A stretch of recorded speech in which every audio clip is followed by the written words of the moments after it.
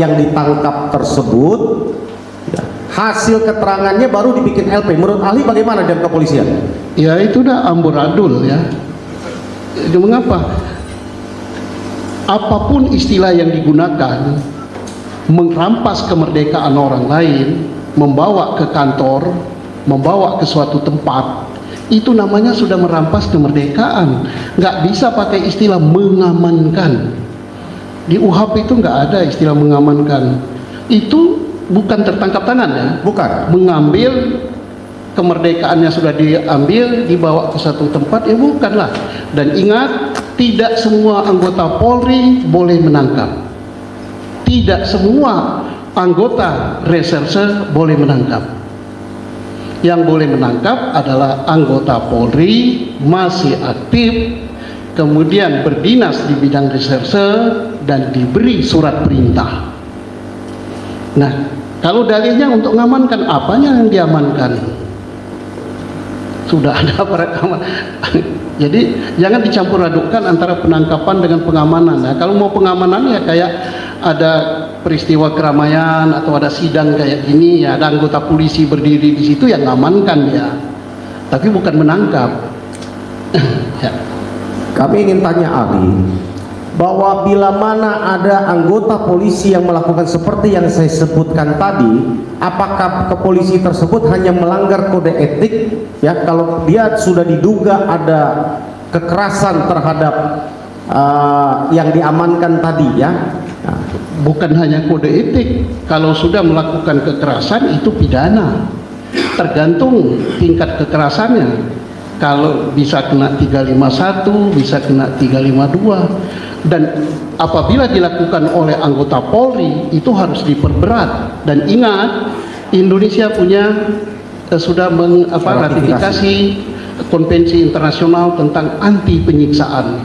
Karena dulu tahun 2002 berapa itu 12-an, kita termasuk negara yang dikucilkan di dunia karena kita tidak meratifikasi masalah itu.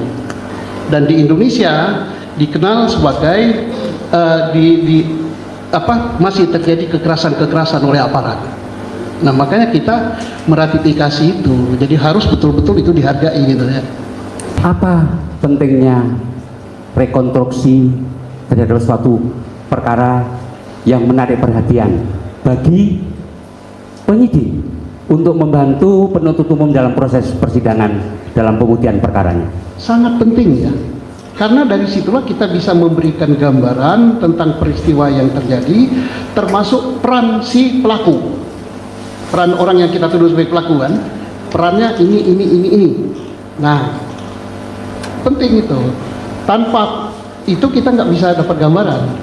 Jadi kami tegaskan terhadap perkara yang sifatnya pembunuhan atau berencana pasti ada rekonstruksi. Pasti ada dan harus itu. Terus dihadiri oleh siapa saja biasanya di lapangan? Oleh pertama penyidik wajib. Baik. Nah, kalau mau diundang hadir jaksa. Baik. Yang tadi kan sudah ada yang calon jaksa penuntutnya kan sudah ada. Selain itu siapa lagi yang hadir?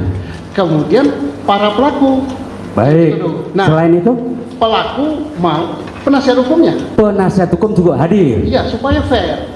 Persoalannya apakah pelaku ini memperankan apa yang disangkakan pada dia. Baik. Kalau dia tidak memperankan, misalnya peran ini diganti orang lain padahal pelakunya ada, mengapa diganti orang lain? Oh, karena dia tidak mau. Mengapa dia tidak mau? Karena dia merasa tidak melakukan. Ini yang jadi persoalan. Baik. Berikutnya ahli, dalam suatu perkara rekonstruksi ternyata di dalam berita acara TKP dan lain sebagainya yang dihadirkan adalah bukan pelaku utama tapi menggunakan peran pengganti. Apakah itu pernah dialami oleh ahli ketika selaku penyidik? Tidak harus pelakunya. Pernah, karena mati pelakunya. Ada pelaku yang mati, misalnya saling keroyok, terjadi pembunuhan, berantem ini lawan ini, yang ini sisa satu, yang ini mesti ungkap, yang sisa satu ini diperankan orang lain. Kalau itu masih hidup, apakah bisa digantikan peran pelaku? Ya, harus dia dong. Kalau dia nggak melakukan rekonstruksi, ini pertanyaan apa dia pelakunya apa bukan gitu. Pertanyaan kami ketika Bapak menjadi penyidik, pernah nggak itu sebetulnya para tersangka itu masih ada, tapi fakta di lapangan itu pakai peran pengganti? Oh enggak. Tidak pernah ya? Enggak. Karena aneh gitu, orangnya ada kok. Nah, jadi kalau begitu caranya dibuat berita acara. Untuk adegan lempar-lemparan itu di situ. Para pelaku tidak mau melakukan dengan alasan apa? Bahwa dia merasa tidak melakukan. Baik. Sebabnya kalau diganti dengan orang lain yang melempar, disyuting lagi, dibuat gambaran, maka si penyidik telah merekayasa suatu peristiwa. Selanjutnya ahli.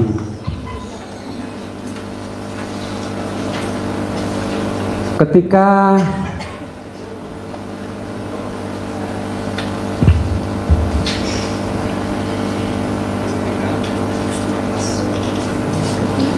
perkara itu sudah Ya.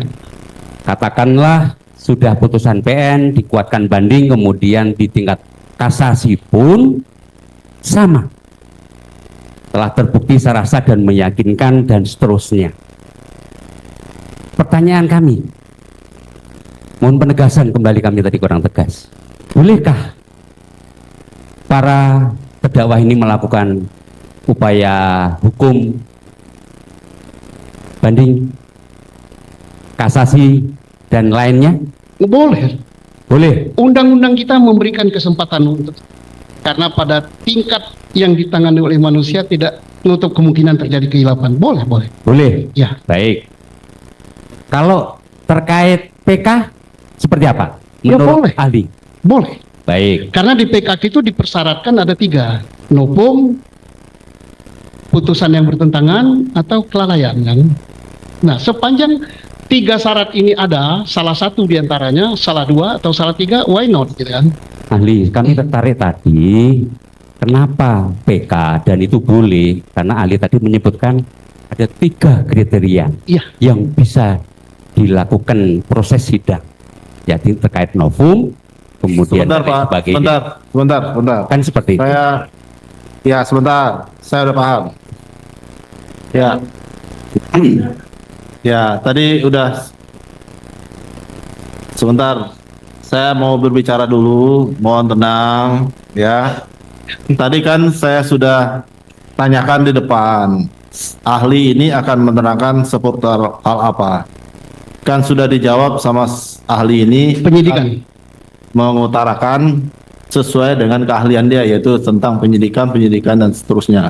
Yang mulia, mohon izin yang mulia. Bukannya saya mau membatasi hak bertanya yang Baik. saudara miliki, cuman itu mohon ditanyakan sesuai dengan keahliannya, Pak. Yang mulia mohon izin, pertanyaan saya tadi berkaitan dengan keahlian penyidikan. Bahwa kemudian kami tadi menanyakan masalah PK, ahli bisa menjawab bahwa novum, kemudian yang saling bertentangan, kan seperti itu. Cukup, saya sudah Ya. cukup dengan ahli seperti itu yang mulia. Ya, cuma jangan Izinkan kami juga untuk mengembangkan pertanyaan. Mengenai PK dia nggak Baik, mempunyai keahlian, Pak. Baik. Mohon diganti pertanyaannya, Pak. Ya, paling tidak, silakan, Pak. Dilanjut. paling tidak tujuan PK apa? Itu aja kami pertegas ya. Nggak apa-apa. Ya, ini Majelis yang terhormat, bahwa nanti kami akan mengajukan ahli pidana. Disitulah kita akan tanyakan. Kami juga Yang tidak mulia. mengetik, Yang mulia, Mengoreng kami sudah tadi. paham dan mohon izin. Sebentar, satu-satu. Tidak perlu kami komentari karena yang mulia yang mengatur persidangan ini. Terima kasih yang mulia. Ya, mohon. Silakan untuk ditanyakan selanjutnya, Pak. kami keberatan untuk dijawab oleh ahli penyidikan yang mulia. Ya, Pertanyaan itu. silakan untuk ditanyakan yang pertanyaan selanjutnya, Pak. Iya, Silakan. itu hak saudara. Nggak apa-apa. Yang penting yang mulia. Kami diizinkan Jangan pertanyaan dijawab. yang mulia. Ya, Diizinkan untuk meneruskan pertanyaan lagi. menanyakan seputar apa? Menanyakan kepada ahli masih diizinkan. Silakan, Pak. Silakan. Tapi tentang pengetahuan dia aja, Pak. Ya, kami hanya berkaitan dia dengan hanya dibatasi keahlian yang keahliannya bersangkutan sendiri. yang mulia. Gitu. Betul. Ya, silakan, Pak. Kalau ada pertanyaan, silakan. Oke. Kalau tidak ada lagi, Kita berikan kesempatan kepada para pemohon untuk mengajukan pertanyaan.